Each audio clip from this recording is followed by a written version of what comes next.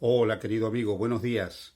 Seguimos para continuar nuestro viaje en el Evangelio de Marcos, estudiando los diferentes aspectos de la vida, el ministerio y luego finalmente llegaremos a la pasión, muerte y resurrección de Jesús. El capítulo 6, desde el versículo 14 en adelante, nos narra el momento de la muerte de Juan el Bautista. La Biblia dice: oyó el rey Herodes la fama de Jesús porque su nombre se había hecho notorio y dijo: Juan el Bautista ha resucitado de los muertos, por eso actúan en él estos poderes. Otros decían: es Elías, y otros decían: es un profeta, o alguno de los profetas. Al oír esto, Herodes dijo: este es Juan, el que yo decapité, que ha resucitado de los muertos. Porque el mismo Herodes había enviado y prendido a Juan y le habían encadenado en la cárcel por causa de Herodías, mujer de Felipe su hermano, pues la había tomado por mujer. Porque Juan decía a Herodes: no te es lícito tener la mujer de tu hermano. Pero Herodías le acechaba y deseaba matarle y no podía. Porque Herodes temía a Juan, sabiendo que era varón justo y santo, y le guardaba a salvo, y oyéndole se quedaba muy perplejo, pero le escuchaba de buena gana. Pero venido un día oportuno en que Herodes en la fiesta de su cumpleaños daba una cena a sus príncipes y tribunos y a los principales de Galilea, entrando la hija de Herodías danzó y agradó a Herodes y a los que estaban con él en la mesa, y el rey dijo a la muchacha: pídeme lo que quieras y yo te lo daré. Y le juró: todo lo que me pidas te daré hasta la mitad de mi reino. Saliendo ella dijo a su madre: ¿qué pediré? Y ella le dijo: la cabeza de Juan el Bautista. El resto de la historia ya la conocéis. Ella entró y pidió que finalmente le dieran en un plato la cabeza de Juan el Bautista. Herodes, embriagado, habiendo hecho un juramento delante de todos sus principales del gobierno, no quiso retractarse y no quiso dar ninguna evidencia de debilidad. Así que envió a decapitar a Juan el Bautista. Ante la predicación de Jesús, Herodes se sintió impresionado y pensó que Juan el Bautista había resucitado de entre los muertos. Quiero decirte que cuando nosotros leemos otros relatos de los evangelios, sabemos que Juan era primo de Jesús. Cuando Jesús comenzó su ministerio, un poco después del inicio del ministerio de Juan, y cuando él se manifestó como Mesías, Juan fue el primero en reconocerlo como el Salvador del mundo. Cuando él lo vio venir para ser bautizado en el río Jordán, donde Juan bautizaba a aquellos que querían mostrar arrepentimiento por sus pecados, dijo: he ahí el Cordero de Dios que quita el pecado del mundo. Jesús incluso alentó a sus discípulos a seguir a Jesús, diciéndoles: es necesario que Él crezca y que yo mengüe. Juan el Bautista había preparado el camino para la primera venida de Jesús. Pero cuando ese camino estuvo listo, su misión en esta tierra había terminado. Y en ese momento fue encarcelado. Y estando en la cárcel, preocupado, sintiendo incluso temor y con dudas, envió a preguntar a Jesús si él era el Mesías o habría que esperar a otros. En medio de la dureza de la vida de la cárcel, en medio de la soledad, Juan el Bautista tuvo dudas en cuanto a la misión de Jesús.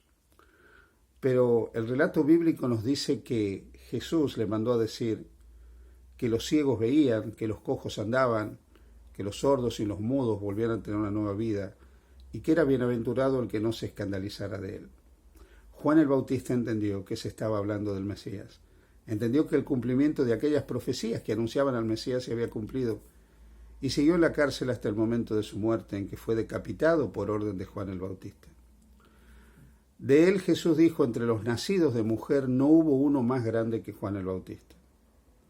Y ahora viene la pregunta: ¿cómo puede ser que aquel que entre los nacidos de mujer no fue más grande muriera de esa manera? ¿Cómo es posible que Juan el Bautista muriera decapitado, muriera en la soledad de una celda y fuera decapitado por el capricho de una mujer que utilizó a su hija para seducir a un rey mediocre, controlado por la lascivia, la lujuria y las pasiones. ¿Por qué ocurrió eso? En primer lugar, debemos recordar una cosa. Dios es amor. Dios nunca planeó la muerte de Juan el Bautista. Nunca estuvo en la mente de Dios el deseo de que Juan el Bautista sufriera. Lamentablemente vivimos en un mundo marcado por la presencia del archienemigo de Dios. Y el autor del mal, del dolor y del sufrimiento utiliza las pasiones de los seres humanos para generar más dolor y más sufrimiento. Así que el archienemigo de Dios utilizó las pasiones de Herodes, que quedó obnubilado, apasionado por la danza seductora de la hija de su mujer, para asesinar a Juan el Bautista. Utilizó el rencor de una mujer que era condenada por Juan el Bautista por vivir en adulterio. Utilizó a una niña bella y sensual manejada por su madre, y utilizó a un rey mediocre que no tenía valores para consumar un acto delictivo. A medida que las personas se alejan de la gracia de Dios, esas personas se transforman en instrumentos de aquel que obra y actúa por encima y por fuera de la gracia de Dios. Aquel que no manifiesta gracia, ni compasión, ni misericordia, ni bondad en sus actos. A medida que los seres humanos se alejan de Dios, van perdiendo la imagen y semejanza de Dios. Pierden la compasión, la bondad, la misericordia, aquellos atributos propios de Dios y que Él nos puso en nosotros en el momento de la creación, cuando hizo de nosotros, nos hizo a imagen y semejanza suya. Herodes, Salomé, su mujer, Herodías, todos ellos habían perdido esa imagen. Controlados por el poder de las tinieblas, urdieron, tramaron y consumaron la muerte de un inocente. Pero esta muerte de Juan el Bautista no era sino un anticipo de lo que estas personas estaban dispuestas a hacer cuando alguien se transformaba en algo incómodo. Poco después, los dirigentes del pueblo de Israel, unidos con el poder político, tramarían y ejecutarían finalmente la muerte de otro inocente, de Jesús. A lo largo de la historia, poderes políticos y poderes religiosos han sido grandes enemigos de los hijos de Dios. Es por eso que nosotros siempre debemos entender un par de cosas. La Iglesia jamás debe estar contaminada por la política y jamás debe utilizar la política para lograr sus fines. Cada vez que la Iglesia se aupa, se aferra, se deja controlar o pide ayuda al poder político, pierde su misión y pierde aquel objetivo para el cual fue creada, que es anunciar el Evangelio, presentar el reino de Dios a las personas.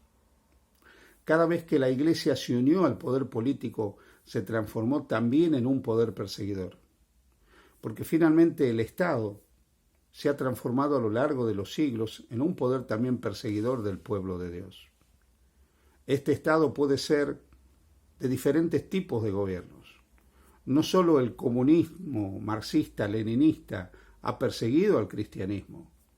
El cristianismo fue perseguido a lo largo de los siglos también dentro del mismo cristianismo.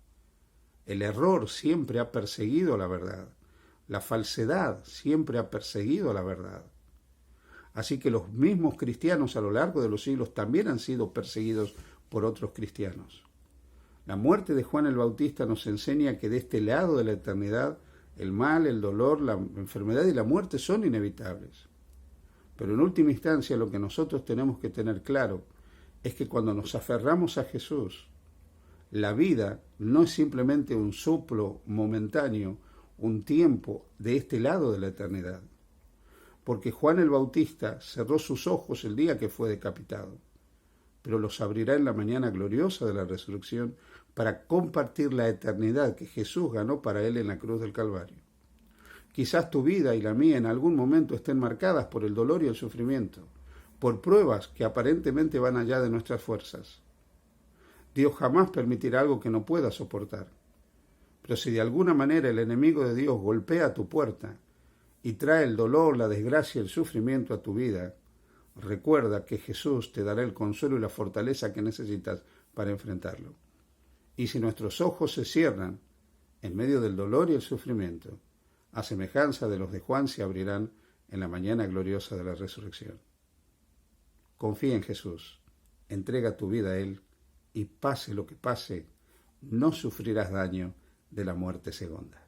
Que Dios te bendiga. Feliz día junto a Jesús.